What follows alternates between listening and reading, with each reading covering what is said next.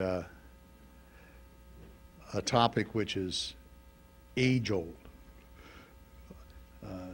People have always gone places, left places out of fear and disappointments, and people also have gone places for great opportunity. And people going places have often been welcomed as needed, and they've often been seen as aliens and a threat to the society. And today in the United States, we're seeing all of those things bubbling up in current debates and discussions, and we're very fortunate to be joined by someone who has looked at these kind of questions for a long time, thought about their moral and legal consequences as well as their political aspects, and done so also through the eyes of someone who's a humanitarian and a practitioner. Mr. Deffenbaugh, as you know, is president of the Lutheran Immigration and Refugee Service here in Baltimore. And of course, Baltimore is a headquarters for three very large and wonderful relief organizations. Ken Hackett, who heads up the Catholic Relief Services, is with us tonight and has spoken here before, and we appreciate that, and we appreciate the presence of your great organizations in the community. Mr. Deffenbaugh spent 6 formative years in Geneva, Switzerland. He graduated from the University of Colorado, summa cum laude. His law degree is from Harvard. After practicing law for a few years, he joined the Lutheran World Federation in 1981. His first position there was as an assistant for legal and international affairs to the organization's Secretary General. In 1985, he moved on to headed up another section of that organization, which represented the organization to the United Nations and also dealt with a variety of other problems. His primary responsibilities in all these cases has focused upon human rights and quite often the underdeveloped areas of the world. It was in 1991 that he took his present position as CEO of the Lutheran Immigration and Refugee Service, located then in New York, and he was responsible largely for bringing it here to Baltimore. In addition to those chores, he served on numerous national groups. He's been a representative, a public member of American delegations to the annual conferences or executive committee meetings of the UN's Secretary General for Refugees, or Undersecretary General, I guess, for refugees. And he's also been a representative at political trials of various kinds for the for Amnesty International, for the Lutheran World Federation, and for a major international association of lawyers. So his career has been that of an activist. He brings to it the perspective of those who choose public service within a religious organization. He's deeply seasoned in all of these questions. His topic for tonight is America's broken immigration system, the need for comprehensive immigration reform. It's my enormous pleasure to present to you Mr. Deffenbaugh.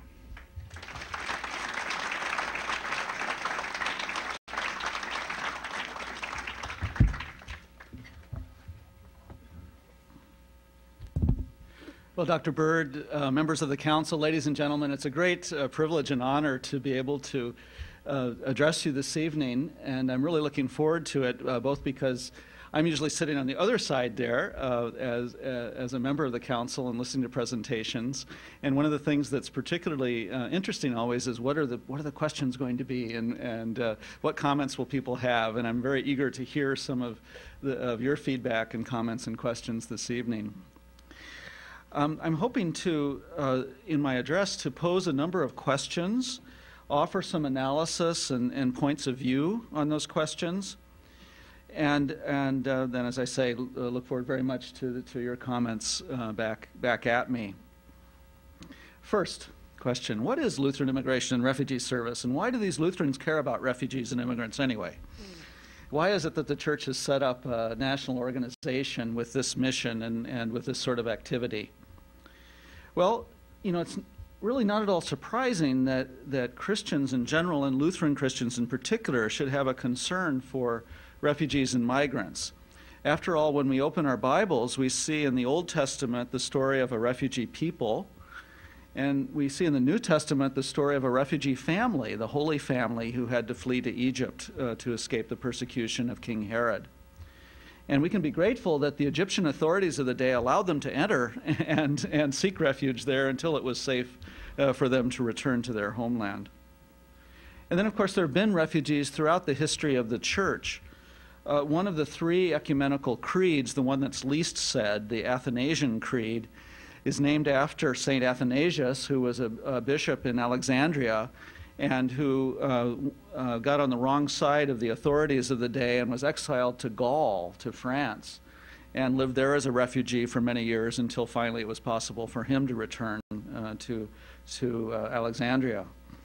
And then in our Reformation history, we have the story of Luther himself, who had to be spirited away to the Wartburg Castle and given sanctuary there for a couple years.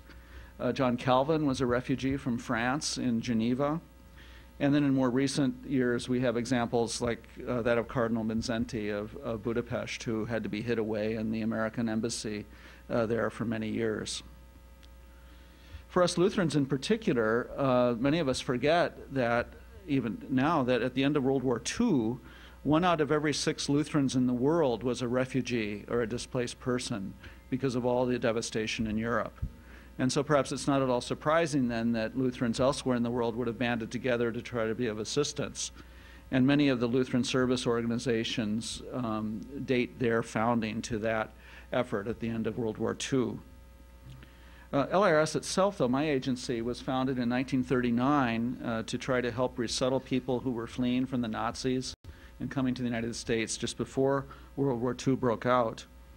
And today we have a number of service program areas focused mainly on refugees, on asylum seekers, on unaccompanied children, on people in immigration detention, and families, trying to provide for family unity. And we're one of a number of faith-based agencies that are involved in this similar work. In fact, one of the joys of our work is that there's been such a broad spectrum of groups involved in this work of trying to extend a hand of welcome. And they include the U.S. Conference of Catholic Bishops, the World Relief, also headquartered here in Baltimore, which is affiliated with the National Association of Evangelicals, Church World Service, Episcopal Migration Ministries, the Hebrew Immigrant Aid Society, and then several non-sectarian groups as well, including the International Rescue Committee, U.S. Committee for Refugees and Immigrants, and the Ethiopian Community Development Council. Next question, why are these people coming to the United States anyway? Well, I think that we can think about the reasons why people migrate as being for one or a combination of 3 grounds, for family, for work, or for freedom. And maybe as you think about your own or your family's own immigration history, you can think about how those factors played out. In my own family, my most recent immigrant ancestors were my great-grandparents who came from Bohemia, now Czech Republic, in the 1880s. And my great-grandfather came for a combination of all 3 of those reasons. One precipitating factor was for freedom. At that time, the Emperor of Austria controlled Bohemia, and he wanted to fight some wars, and my great-grandfather wasn't excited about those wars and didn't think that he should go fight for this foreign emperor, and thought that that was a good reason to leave the country.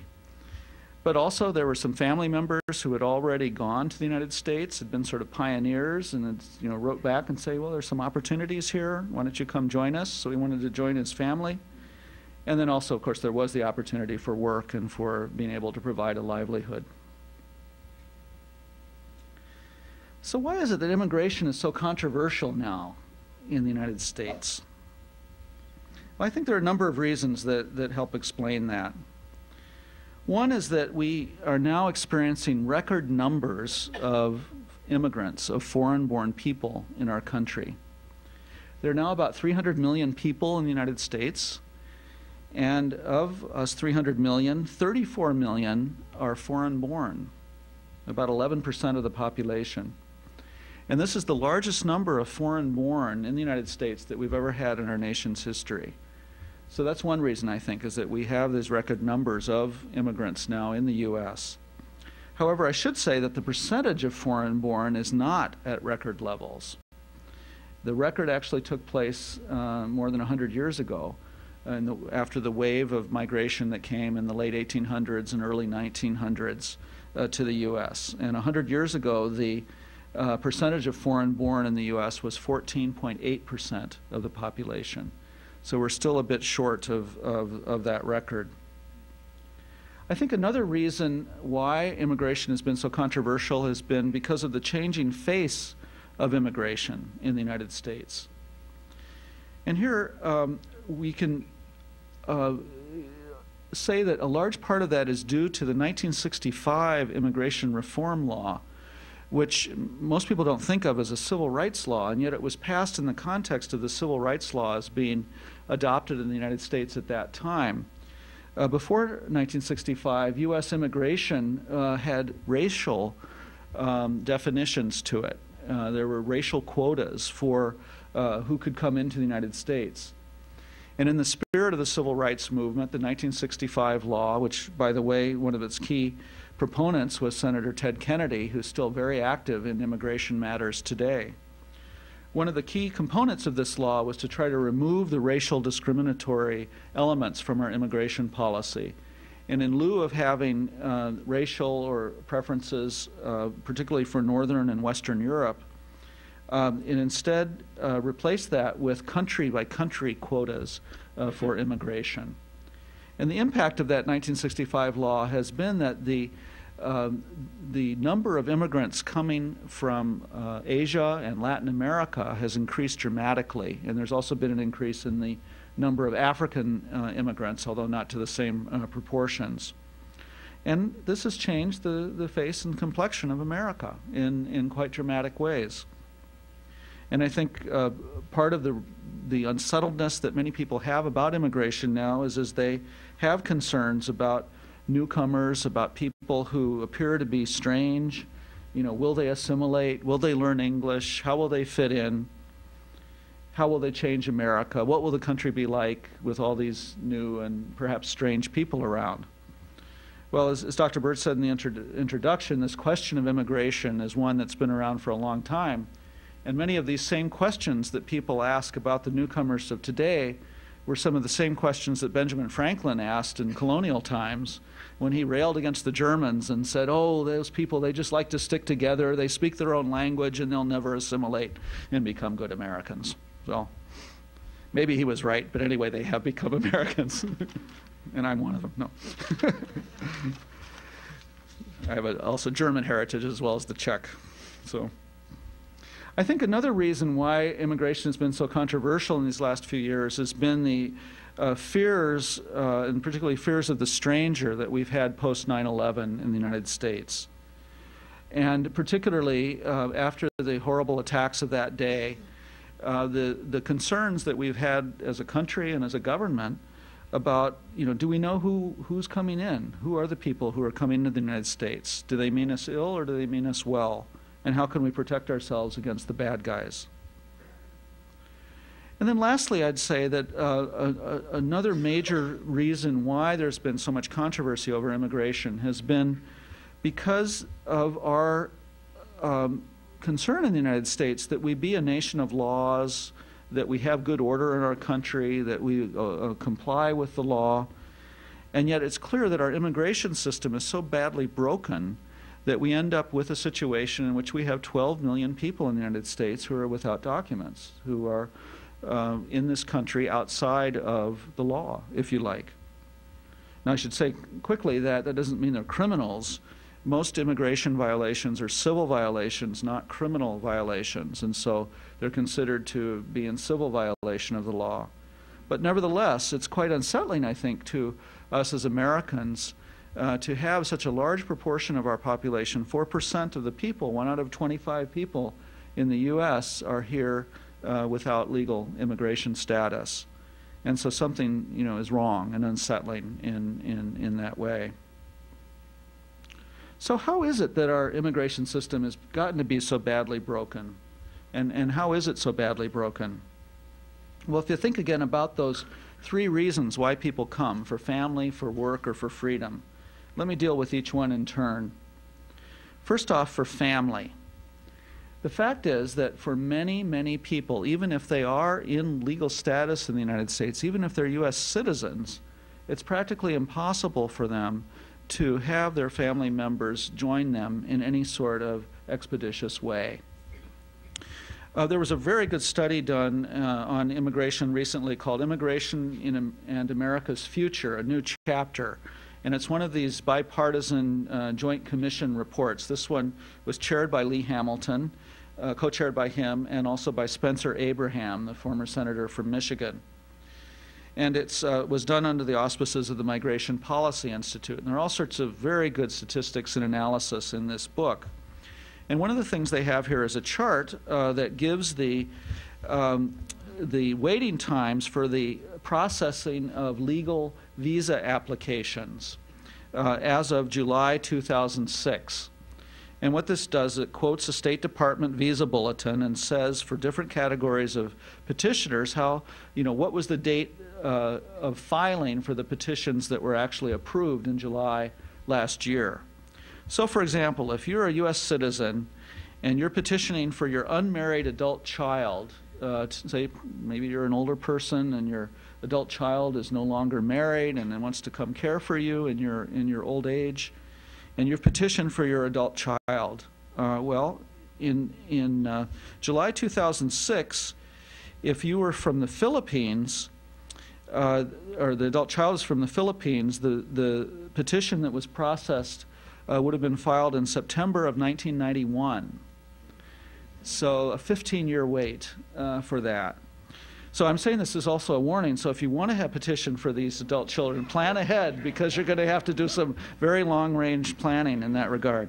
If you're from Mexico, the petition would have been filed in May of 1992, and for India in January of 2000. So, only a 6-year wait, not a 15-year wait. If you're a sibling of or first let me say a spouse, if you're a lawful permanent resident, a green card holder in the United States, and you want to have your spouse or minor child come join you here, live together as a family, well, for most countries, the petitions that were being processed in July last year were filed in September of 1999. So a 7-year wait for that petition. And then if you're a U.S. citizen and you're filing for your sibling, your brother or sister, to come join you, well, you might as well, wait a long, long time there. For most countries, the petitions were being filed in 1995, so 11-year wait. But if you're from the Philippines, the petition was filed in December of 1983. So we're looking at a 23-year wait for that petition. So you can see that the system isn't working in terms of an expeditious family unity provision. And I want to give a personal example of that as well. And when I was working in New York and we lived in New Jersey, there was a member of our church who was from Guyana, and she was a U.S. citizen. She had a brother who was developmentally disabled living in Guyana, and he was being cared for by their mother. Well, their mother died, and there was no other relative to care for the brother. And so this good sister petitioned for her brother to come join her so she could care for him. And she was told, that's fine, the petition will go through, but it'll take 11 years. So they were wondering, who's going to care for the brother in the meantime? Well, fortunately, he was able to get a visitor's visa and come visit his sister, and then just overstayed, and she cared for him. And eventually, fortunately, he didn't come to the attention of the immigration authorities. His petition eventually became current. He was able to then enter the country legally, and she's still caring for him now, and he's finally in legal status, but for 11 years he wasn't. And so, can we say that there was a moral culpability there, where did they do the wrong thing for the sister to care for her brother? I think not. In terms of work, we also see how badly broken the system is, just by the simple fact that we have 12 million undocumented in the United States, and that we have such major sectors of our economy that are so dependent upon foreign labor, particularly in the agricultural, construction, and service industries. We talk to many, many people who are employers in those industries and just can't find native-born workers there. This problem of finding the workers for the economic needs of our country was put quite dramatically by Tamar Jacoby in her recent article in Foreign Affairs called Immigration Nation. And Tamar Jacoby is an analyst with the Manhattan Institute, a conservative think tank. And she has this example. She says, between 2002 and 2012, according to the Bureau of Labor Statistics, the U.S. economy is expected to create some 56 million new jobs, half of which will require no more than a high school education. More than 75 million baby boomers will retire in that period. And declining native-born fertility rates will be approaching replacement level. Native-born workers, meanwhile, are becoming more educated with every decade. Arguably, she says, the most important statistic for anyone seeking to understand the immigration issue is this. In 1960, half of all American men dropped out of high school to look for unskilled work, whereas less than 10% do so now. Where will we find the unskilled labor? How will we fill this shortfall? Especially now that in our current law, when the annual quota for unskilled permanent visas is 5,000 per year. That won't meet that need. And then we see that the system's broken in terms of freedom as well. Since 9/11, the U.S. has tightened up its criteria for admitting refugees and for processing asylum seekers' applications quite dramatically. Understandably so. We obviously want to make sure that we know who's coming into the country and that we're not inadvertently letting in any of the bad guys. But the impact of that has been that it's caused a huge drop in the overall number of refugees being admitted to the U.S. In fiscal year 2001, which ends in September, the U.S. admitted just under 70,000 refugees to into our country. In FY 2002, it was less than 27,000. In 03, just over 27,000. In 04 and 05, we bounced back a bit and got just above 50,000 in those years. But then last year it fell down again and was just over 40,000 refugees. So the door of the United States is still only halfway open from where we were before 9/11 in terms of people who are fleeing persecution. And part of the reason that our system is broken in that way is because of, I hope, unintended consequences of some of the security laws, particularly the USA Patriot Act and the Real ID Act, which created a provision that said that people who provide material support to terrorist organizations should be barred from entry to the United States. And that's fine. We don't want to allow people who are supporters of terrorism into the United States. The problem is that the definitions, both of material support and of a terrorist organization, have been made overly broad. First off, for material support, there's no exception for support that's been provided under duress or coercion. And for a terrorist organization, it's defined as any two or more persons who, motivated not by personal gain, lift up arms against an established government. So, for example, some of the people who've been barred from entering the United States include Colombian refugees who've been forced to pay, quote, taxes to the FARC, the leftist guerrilla movement in Colombia, and who, because of that persecution by the FARC, fled the country, and now they're barred from entering the United States precisely because of the ground that they were persecuted, because of their having had to give money to the FARC, which is on our list of terrorist organizations.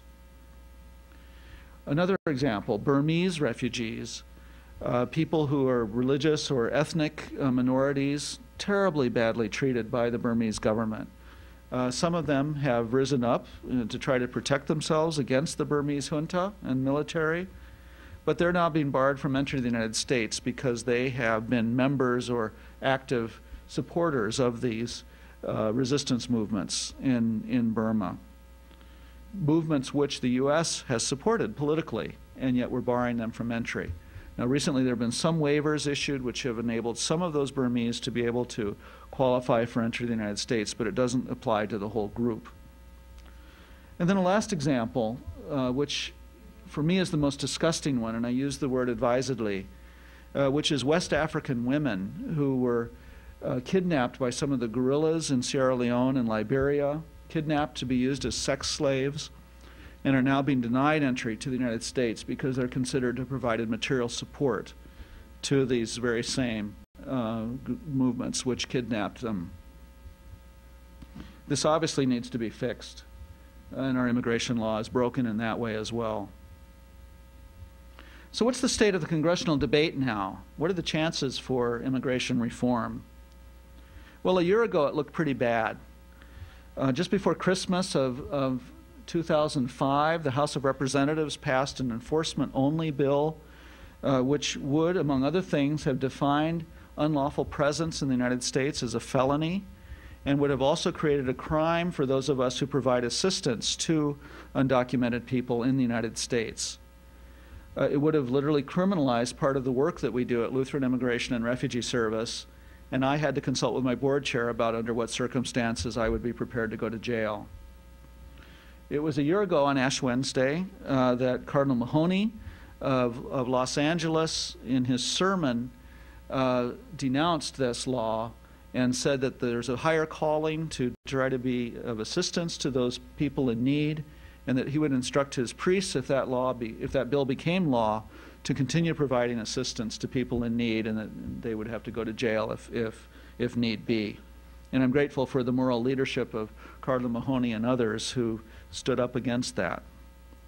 Fortunately, the Senate last year had cooler heads prevailing and passed a bill in May which would have been much more comprehensive in nature, much more balanced. In our view, still had some problems with it, but was much clearer in terms of understanding some of the economic realities that drive migration and some of the family unity necessities to try to bring loved ones together. However, the House and the Senate were not, although they were both under Republican control, were not able to agree on a joint bill, and no legislation ended up being passed. Then we have the elections in November, and ironically, because of the Democrats taking control of Congress, President Bush now has a better chance of getting through Congress the type of comprehensive immigration reform that he's called for over the years. And we've seen him in the State of the Union address continue to raise comprehensive immigration reform as one of his top domestic priorities. And we've seen a good response come from Speaker Pelosi and from the Senate leadership in that way as well. And there's a lot of work going on now, particularly between Senators McCain and Kennedy, to try to redo the bipartisan legislation which they introduced 2 years ago. And there's hope now that they will agree on a new bipartisan bill to be introduced either in March or in April. And I think that there's a reasonable chance that such a bill could go through the Congress. It looks now like the Senate will be taking the lead on that, and that the House would be favorably disposed to follow that lead. However, the issue is still very, very contentious politically. So, I wouldn't, bet a lot of money on it, but I think the odds are better than even that we may get immigration reform this year. In part because people on both sides of the aisle realize how badly broken the system is, and they also realize that politically, if it's going to happen, it has to happen, 7 before the presidential campaign heats up too much. So what should be included in a comprehensive immigration reform? Well, we at LIRS have 4 criteria that we look to as we evaluate the various proposals. First, we look, what will it mean for family unity? Will families be able to be together without these long waits like the ones I described to you? Secondly, we ask, what will it mean for human rights and for workers' rights? And in particular, as the Congress and others are thinking about a migrant worker program, what will it mean for what's perhaps the most basic workers' right, which is the right to quit your job? Will the visa be tied to the employer or tied to the worker? And we've had a bad experience in the past in the U.S. with programs like the Bracero program, where the visa was tied to the employer. And we hope that in this case the visa would be tied to the worker. Thirdly, we look and ask, would a reform enable people who are in the country already without documents, who are otherwise law-abiding, will it enable them to come out of the shadows and live without fear in our society? And fourthly, we ask, will it provide a path to permanence so that people who set down roots in our country, who want to become part of our community, who want to be Americans, will they be able to have a path to citizenship? In conclusion, I want to say that I'm convinced that America needs comprehensive immigration reform. We need it for our families. We need it for our economy. We need it for our freedom to continue to be a beacon of liberty as a nation. We need it to have the rule of law in our country. And we also need it for our national security. And here I want to quote Tamar Jacoby another time. She, in her article, interviews a senior Border Patrol agent in Arizona who put it this way, a bit saltily. He says, "What if another 9/11 happens and it happens on my watch? What if the bastards come across here in Arizona and I don't catch them because I'm so busy chasing your next busboy or my next gardener that I don't have time to do my real job, catching terrorists?" And then Jacoby goes on to say, "The government needs to take the busboys and the gardeners out of the equation by giving them a legal way to enter the country so that the Border Patrol can focus on the smugglers and the terrorists who pose the genuine threat." I wasn't alive in the 1920s and 30s, but I wonder if what we're experiencing now isn't a bit like what it must have been like during Prohibition in the United States, when you had a law, a national law that many, many people didn't agree with and just chose to live their lives in violation of that law, and a law which finally had to be changed. And I think that we can learn a lesson from the time of Prohibition and for immigration today. And instead of having an unrealistic, unworkable law that causes such suffering, let's have a realistic system of regulation that upholds our values here in America, our values of family, of work, and of freedom. Thank you.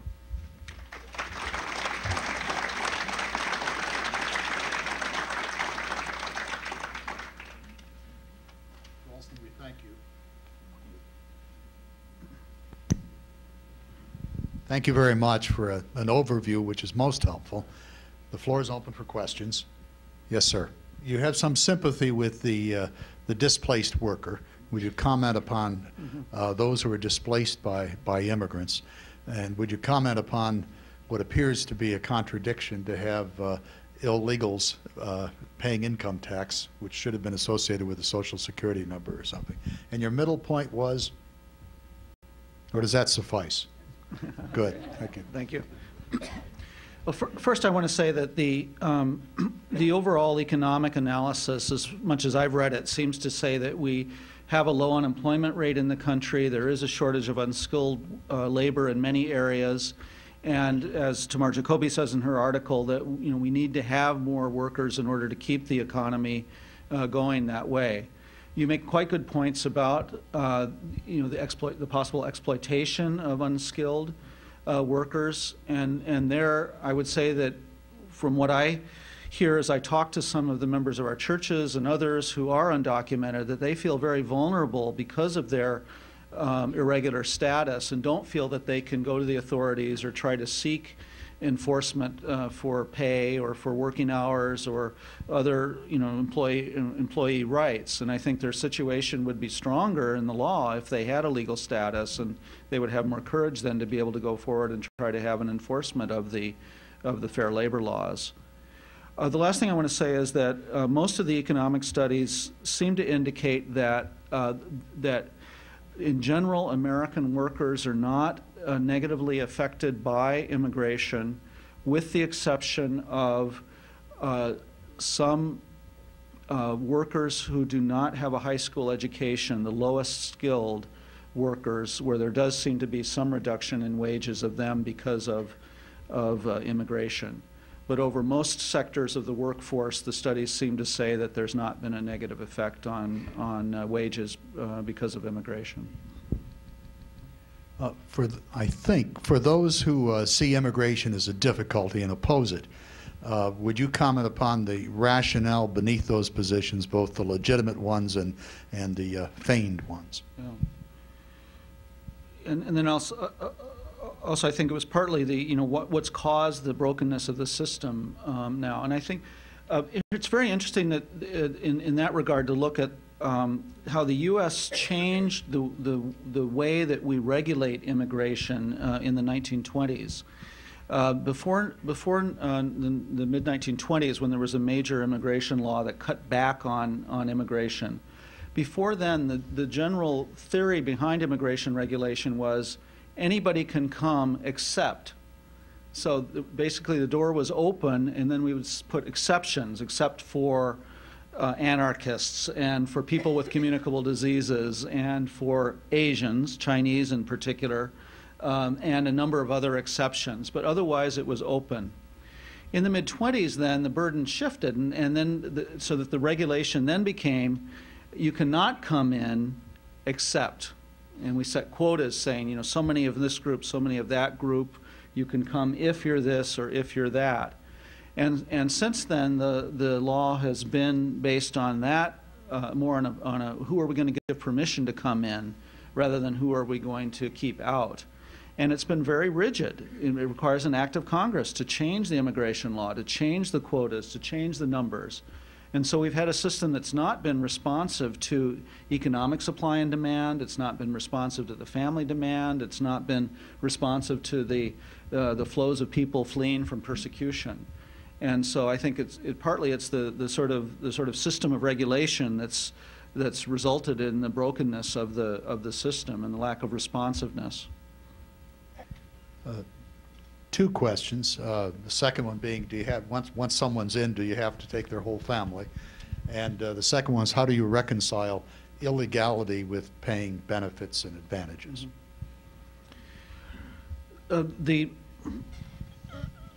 The illegality question, I think, as I indicated in my remarks, I think is one of the most troubling issues for us as Americans, because we want to be a nation of laws. We want to have things done in an orderly way. And yet we so clearly have a law that's broken, and we have these other impetuses that lead people to violate the immigration law, not happily, but like the example I gave of the Guyanese sister and brother, or we have, especially in the economic sector now, many employers who frankly just can't go about their work or get their jobs done without the workers, and they're not happy, most of them, about violating the law either. It's just not workable, and so that's why I say, I think the law is broken and needs to be changed. Now, what to do about those who are here, without authorization? And there, the bill that McCain and Kennedy are looking to would require people to pay a fine to show that they've kept their noses clean in terms of the criminal law, that they've been otherwise law-abiding, and so forth, and then wait a certain period before they would qualify to adjust status to permanent residency. And so they're trying to sort of strike that balance against the sort of reality that 12 million people are here and there's no way they're going to leave or be deported or whatever, and on the other hand try to have something that provides some respect for the law and shows that people in effect have to pay their dues. I forgot the second part of the question. Was the the question of reconciling illegality with benefits that you get. Oh, the domino. That's right. That's right. Yeah, the other one was well, if you admit one member of a family, does that mean de facto you've admitted the whole family? Well, it might, if it's a family that's very close and who feel that they want to be all together in this country. But there's also cases the other way too. I was talking with a colleague recently who was talking about family members in India, And some of them have emigrated to the United States. Well, some now are choosing not to emigrate to the United States because they have better opportunities now in some of the high-tech sectors in India. And there's actually a reverse migration. And we should remember, too, that when we talk about immigration in the United States, it's not a one-way flow. That of the even 100 years ago, when there was the great wave of immigrants coming to the U.S., more than a third of those who immigrated ended up returning back to their home countries in Europe. So it works both ways. Two questions. Would your view of things change if the number of illegal immigrants was huge, than 12 million, 30 versus 12 was given? Mm-hmm. And then secondly, how do you, on a separate issue, how do you guard against giving a visa to the busboy who in fact is a dangerous terrorist? Yeah. I mean, first off, I'd be astonished if the number were, as high as you give in your hypothetical. But that would be, I think, even stronger evidence for how broken the system is and how needed a reform it would be. But then to the other question, when I've talked to people in Homeland Security or people on the Hill who are very concerned about that precise question, how do we make sure that we keep out the bad guys?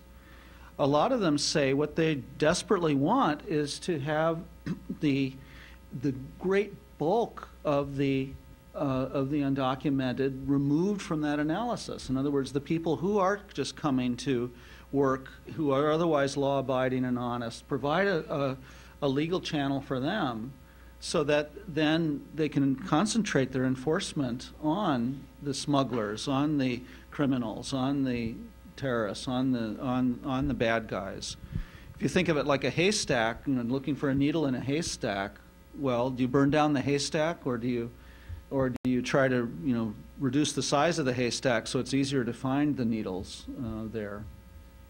Do the federal authorities need the help of local people in the problem? Mm-hmm. This has been a very, very contentious issue, including in the congressional debate. To what extent should state and local law enforcement be, in effect, deputized as immigration enforcement agents? And the arguments on the one side are sort of as you've expressed. Well, if it's obvious and the people have violated the immigration law and it's a state or local enforcement agent, why not let them do that?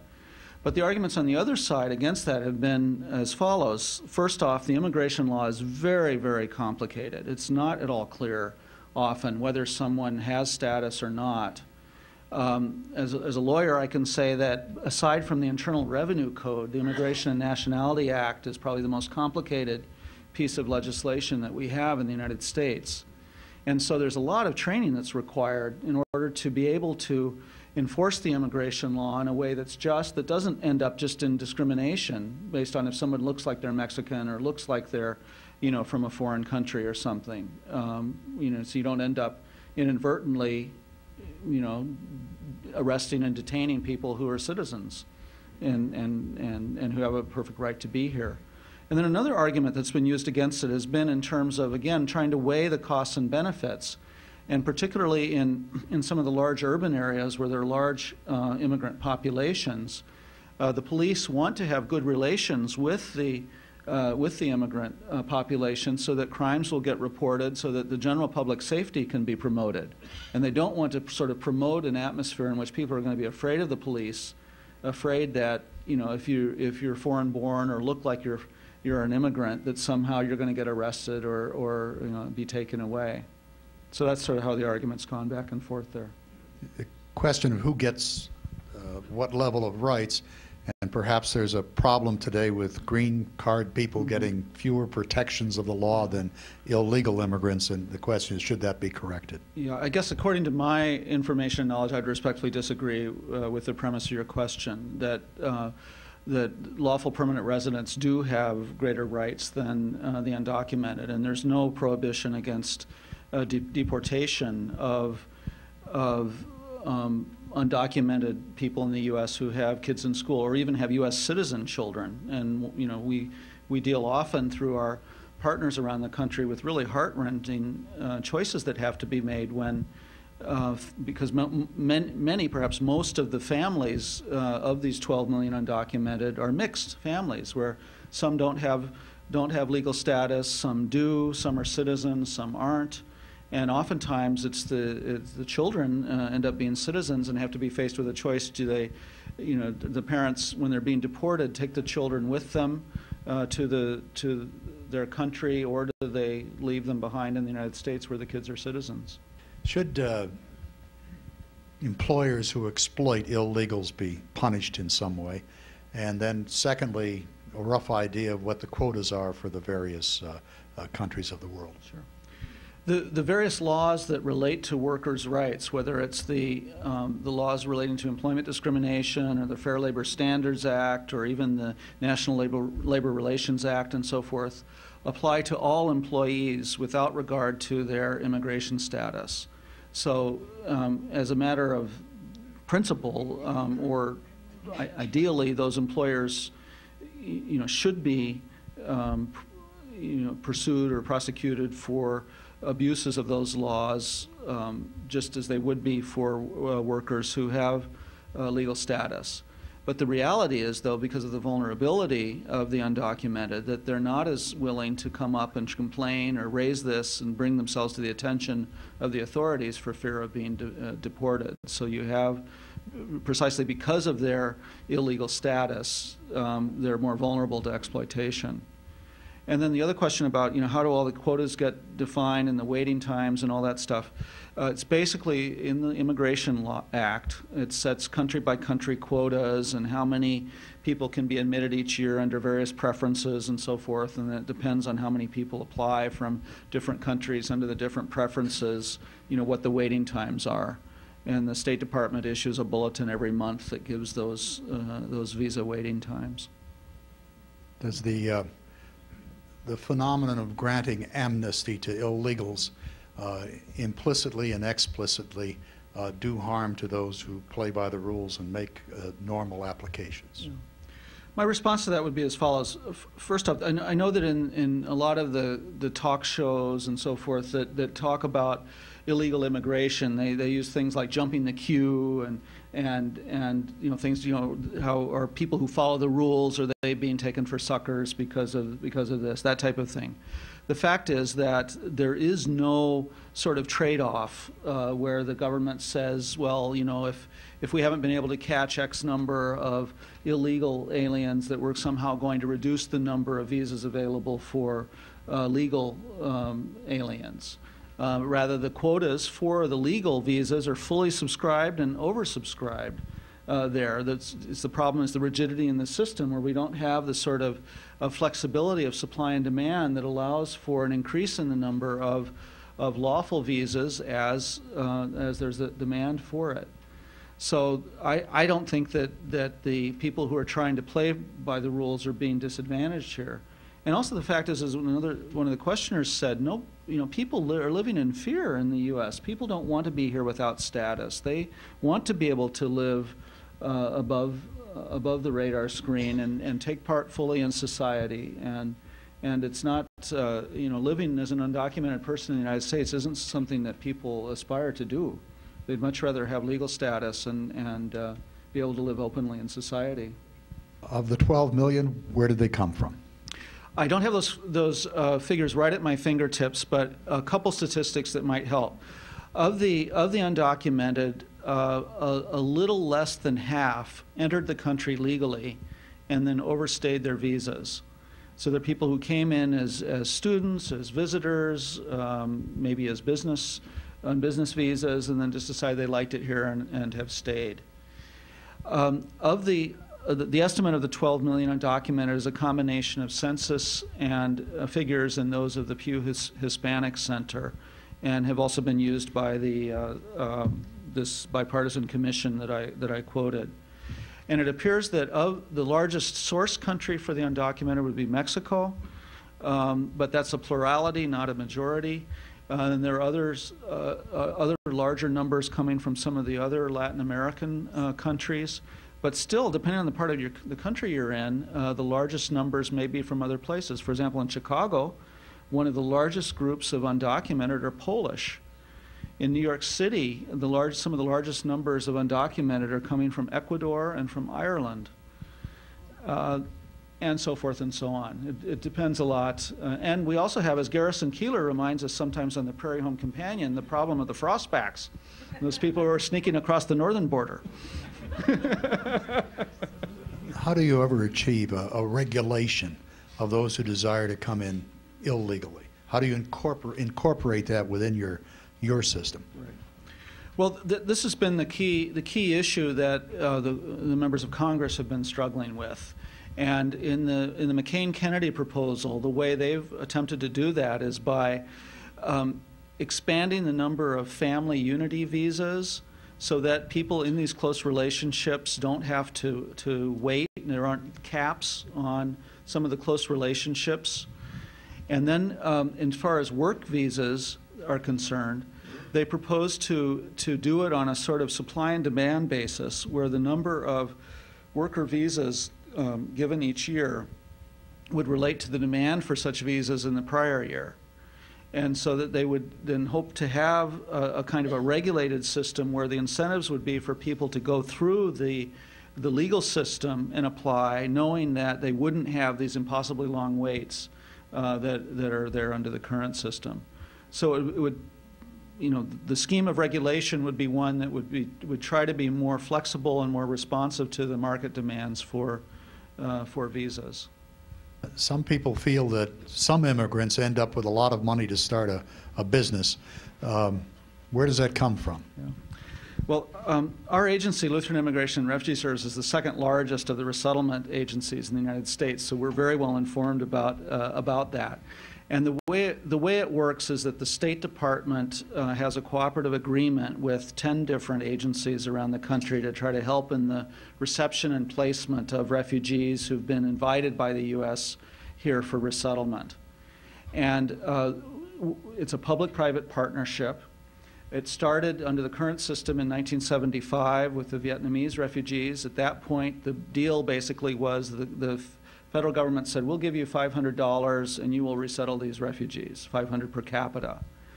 Now, in 2007, the per capita grant has risen all the way to $850. And for that $850, we're supposed to provide for the first month's food, clothing, housing for the refugees, help them find a job, get the kids registered in school and so forth, and then have some follow-on services beyond the first month. Clearly, $850 doesn't stretch that far.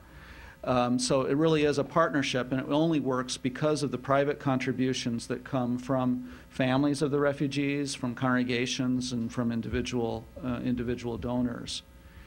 There then is another sort of safety net or investment that the federal government makes beyond the first month that goes up through the first 4 to 8 months, depending on the program, that's basically meant to try to help the refugees become self-sufficient and find jobs within that period. And to the extent that refugees are able to, set up their businesses or collect, collect capital to be able to do things like that, they do it because of the sweat of their brow and the savings of their families, not because of government grants.